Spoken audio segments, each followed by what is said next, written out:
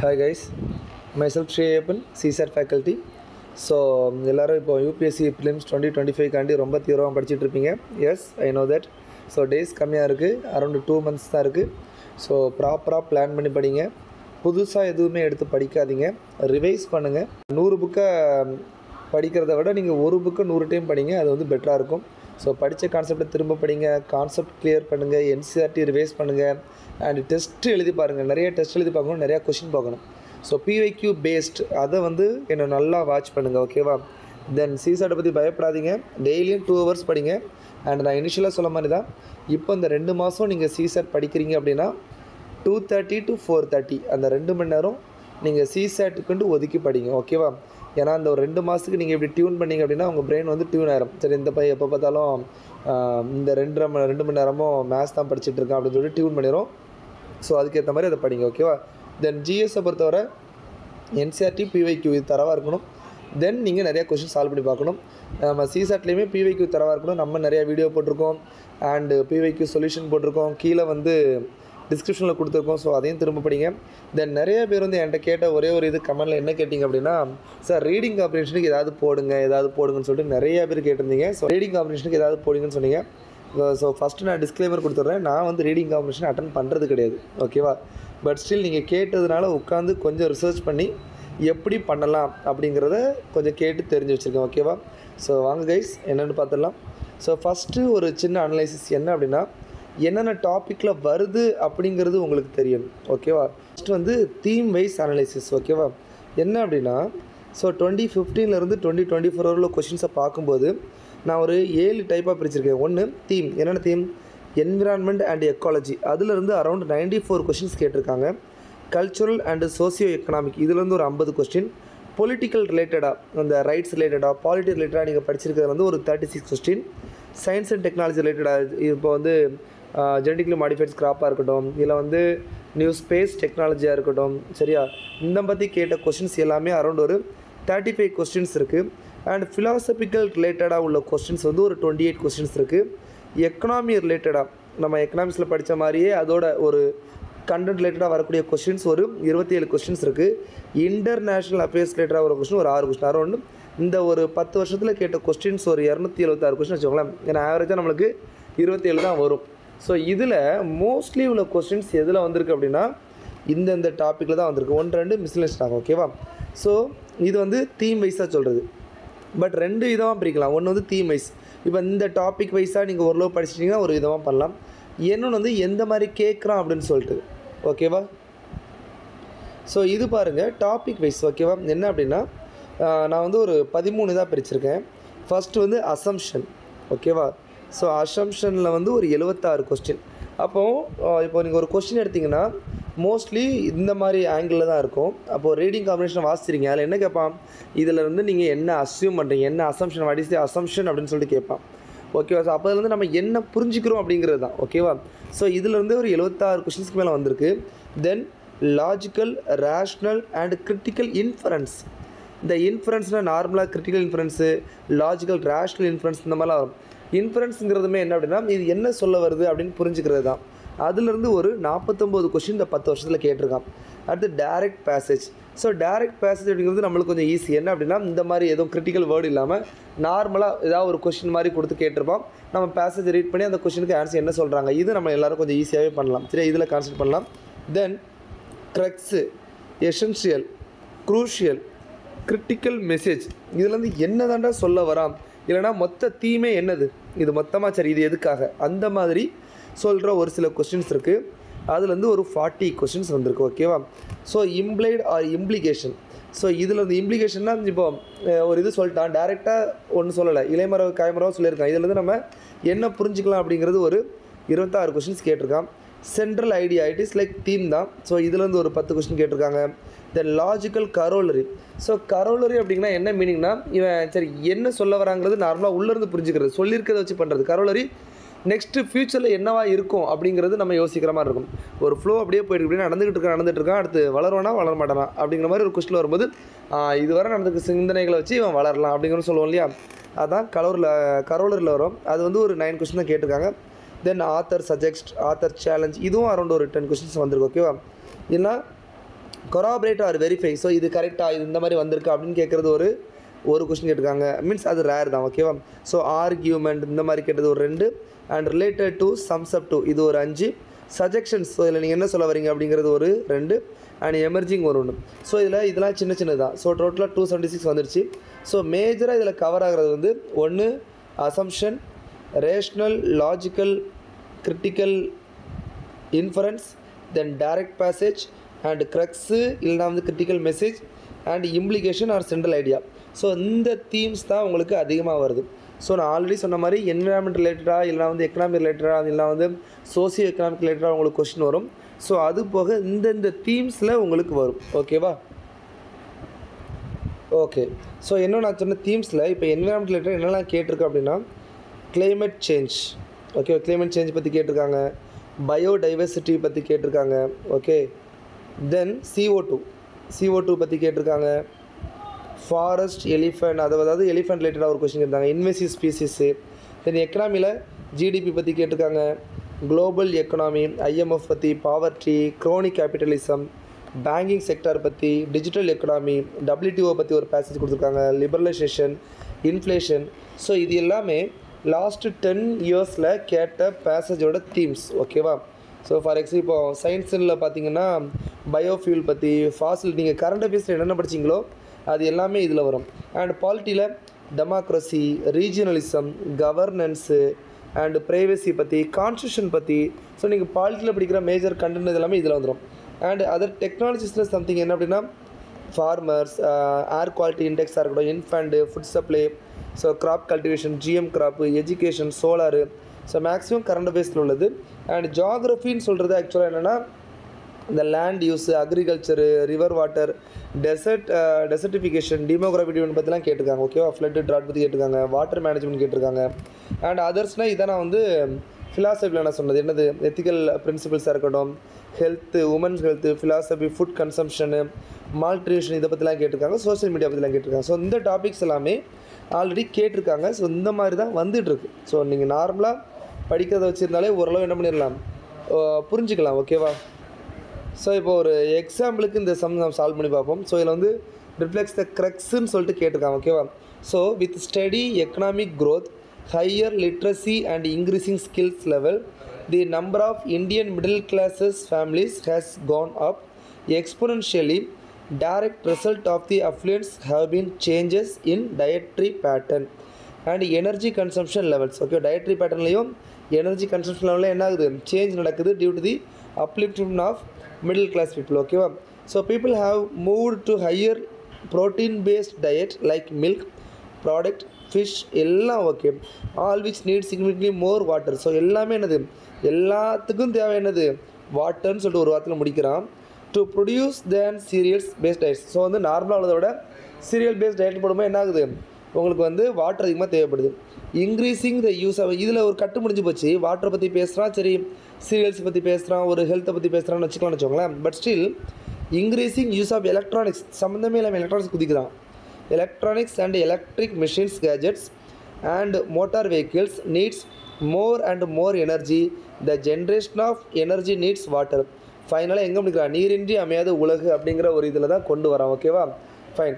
So இதில் என்ன கேட்குறா, what is the crux. So மைய கருத்து இல்லை உள்ள என்ன சொல்ல வரான்னு கேட்கும்போது, people should be pursued to continue with the mainly Indian traditional cereals. இந்த சீரியல்ஸ் பேஸ்ட் டயல்ஸ் அதுக்கெலாம் போகணுமான்னு சொல்லிட்டு கேட்குறான். அந்த மாதிரி அது கான்செப்ட் பண்ணல. India needs to focus on developing agriculture productivity and capacity for more energy ஜெனரேஷனுக்கு இந்த மாதிரி பண்ணணுமா அப்படின்னு கிடையாது. Modern technological developments result in the change of cultural and social behaviour of the பீப்புள்னு சொல்கிறாங்க. மாடர்ன் சேஞ்ச் எதாவது பண்ணணுமா அப்படின்னு கிடையாது. Answer option D.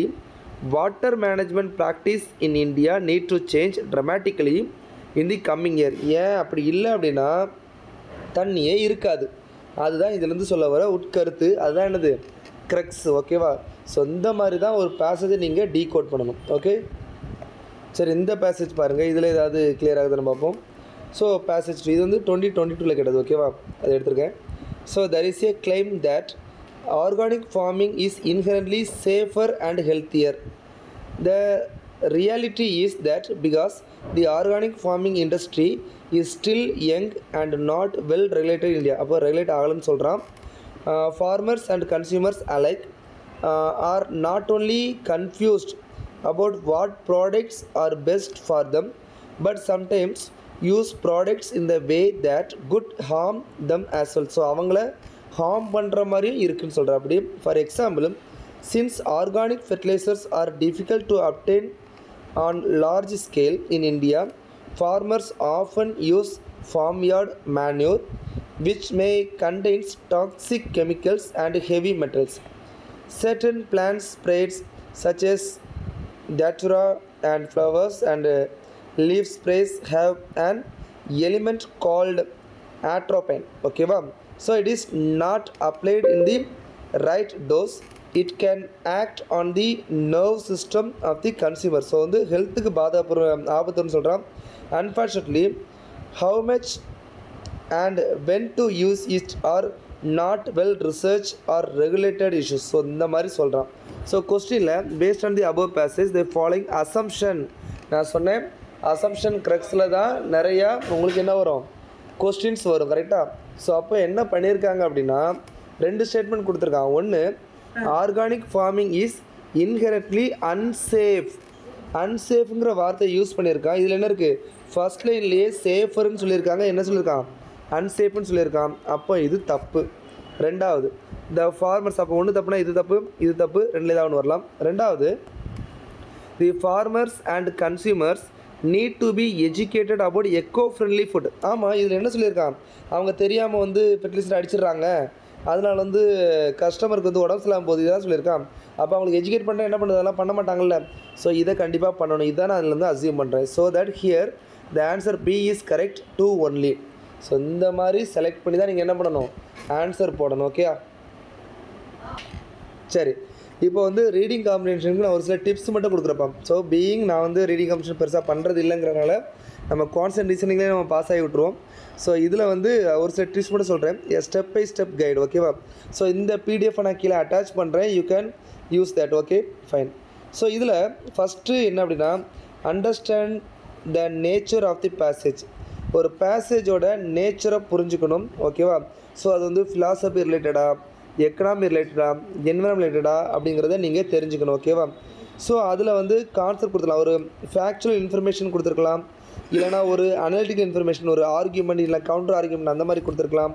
ஸோ இல்லைனா ஃபிலாசபிக்கலாகவே கொடுத்துருக்கலாம். ஓகேவா? அந்த மாதிரி இருக்கலாம். ஸோ அதோட டோனை வந்து ஃபஸ்ட்டு புரிஞ்சுக்கணும். ரெண்டாவது, முதல்ல கொஸ்டினை படிச்சிருங்க. சரியா? முதல்ல கொஸ்டினை படிச்சுட்டு பேசேஜுக்கு போங்க. ஏன்னா அதுதான் பெட்டராக இருக்கும். அப்போ தான் அதில் எந்த மாதிரி கேட்டிருக்கான்னு சொல்லிட்டு உங்களால் கொடுக்கறதுக்கு முன்னாடியே யோசிக்க முடியும். ஓகேவா? So before diving into the passage skims through the question. முதல்ல கொஸ்டினை படிச்சுட்டு ரெண்டாவது நீங்கள் என்ன பண்ணுங்கள், பேசேஜுக்கு போங்க. ஓகே, ஸோ அப்படி பண்ணுறதுனால நம்ம டைரெக்டாக உங்களுக்கு என்ன கொஸ்டினில் கேட்டுக்கணும் அந்த ஏரியாவுக்கு போக முடியும், அண்ட் உங்களால் டைமை சேவ் பண்ண முடியும். ஓகேவா? ஸோ 2 பாயிண்ட் இதில் முக்கியமாக இருக்குது. ஸோ மேக்ஸிமம் ஒரு பேசேஜை பார்த்தோன்னா ஒரு ஃபஸ்ட் ரீடிங்லேயே அதோட கான்செப்டை ஸ்கிம் பண்ணிடுங்க, இதுதான் சொல்ல வரான் அப்படிங்கிறது. அப்போ தான் உங்களுக்கு கொஸ்டினுக்கு அதை ரிலேட் பண்ண முடியும், அண்ட் எந்த டாப்பிக்கில் வருதுங்கிறது நீங்கள் என்னென்னது ஃபைன் டியூன் பண்ணிக்கணும். ஓகேவா? தென் கீவேர்ட்ஸ் இருக்கும், அந்த கீவேர்ட்ஸ் நீங்கள் எடுக்கணும்.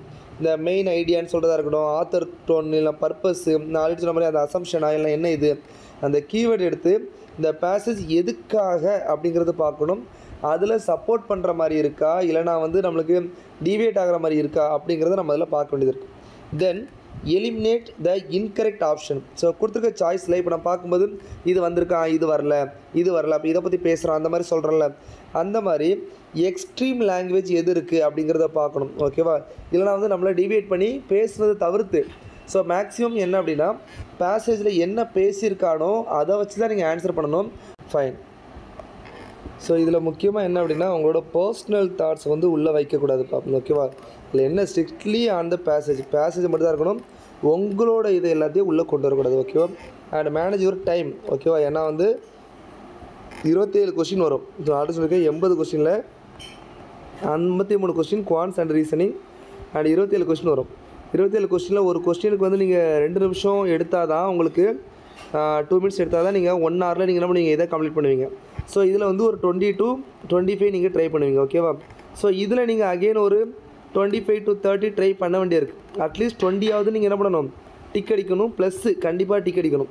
ஸோ அதனால் நீங்கள் வந்து என்ன பண்ணணும், கொஞ்சம் யோசிச்சு டைமை மேனேஜ் பண்ணணும். ஓகேவா? தென் ஸோ ரொம்ப டிஃபிகல்ட்டாக இருக்குது, சில டைம் வந்து பேசேஜ் டிஃபிகல்ட்டாக இருக்கும், இல்லை அப்படின்னா வந்து ஈஸியாக இருக்கும். அதை பொறுத்து டிஃபிகல்ட்டான பேசேஜ் அவாய்ட் பண்ணிவிட்டு ரொம்ப டைம் கன்சியூம் பண்ணுறதை, நீங்கள் பெருசாக இருக்குது சின்னதாக இருக்கிறது வேறு, நீங்கள் வந்து டிஃபிகல்ட்டாக இருக்குது ஈஸியாக இருக்குங்கிறது வேறு. ஸோ இதை வந்து பண்ணுறதுக்கு உங்களுக்கு நீங்கள் ரீடிங் வந்து நல்லா பண்ணிகிட்டு இருக்கணும். அதாவது ஒழுங்காக என்ன பண்ணணும், நியூஸ் பேப்பர் படிக்கணும். ஸோ நீங்கள் வந்து நியூஸ் பேப்பர் படிக்கிறத வந்து நீங்கள் வந்து ரெடி பண்ணிக்கணும். ஓகேவா? அண்ட் ஒரு பேசேஜை பார்த்த உடனே எப்படி சம்மரைஸ் பண்ணுறது, அந்த டெக்னிக் வந்து நீங்கள் வளர்த்துக்கணும். ஓகேவா? ஸோ அதில் நீங்கள் ஸ்ட்ராங்காக இருக்கீங்கன்னு இது பண்ணலாம். ஸோ ஆர்சியில் மேபி வீக்காக இருந்தீங்கன்னா, இல்லை ரீட் பண்ணுறதுல ரொம்ப ஸ்ட்ரகிளாக இருந்தீங்கன்னா, ஸோ இது பிளான் பண்ணி மட்டும் கம்மியாக பண்ணுங்கள். ஓகேவா? Then common question types and strategies. Okay, so இதில் வந்து நீங்கள் இன்ஃபரன்ஸ் பேஸ்டு, அசம்ஷன் பேஸ்டு இதை கொஞ்சம் மாதிரி பார்த்து வச்சிட்டிங்கன்னா அதுக்கேற்ற மாதிரி கொஸ்டின்ஸை மட்டும் நீங்கள் அட்டன் பண்ணி கொண்டு போகலாம். அந்த டோனை மட்டும் நீங்கள் எடுத்துக்கலாம். ஓகேவா?